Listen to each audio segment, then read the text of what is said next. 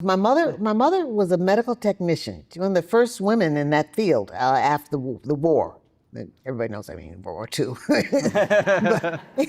So following the war, she became a medical technician, and she worked in a hospital that was near where Dr. King was holding his rally. And so I took her to work, as it was normally the case, and she told me, don't go down there. I go, oh yeah, sure, Mom. Yeah.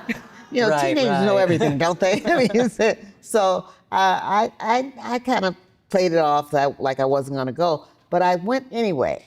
And I'm so glad it was a life-changing event for me. We marched down the street. I marched next to a guy who was a veteran of the civil rights marches in the South.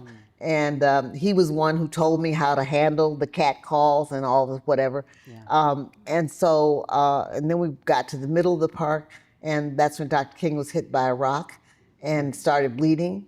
And I was so obviously outdone that I couldn't believe this was happening in my own town, in the neighborhood that I felt that I knew, but it did. And so, but it was transformative for me in that Dr. King's, his reaction to being hit by the rock was not of anger, not throw another rock back, which would have frankly been my instinct at the time. Same. Get another rock and throw it back.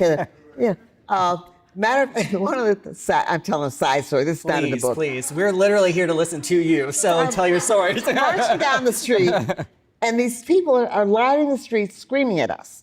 And there was a kid who was about my age. He had to be 14, 15 years old. And he was screaming, semi-humans, go home. Semi-humans, go home. And I said, you mean semi-humans go home, don't you? He goes, oh, thanks.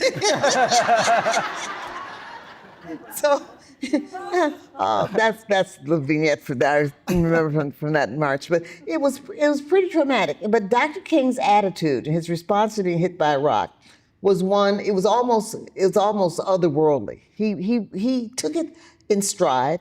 He was very calm. He did not react out of anger. He just kind of not smiled, but he just kind of took it, got his handkerchief out of his pocket and started mopping his brow.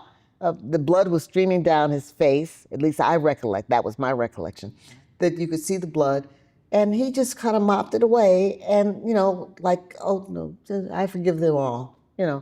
So he took a very high road in response to what was going on. And that formed me, that shaped me at that moment. Because I said, if he can do this under these circumstances, then that's the least I can do, is support him in this. And that was what I did.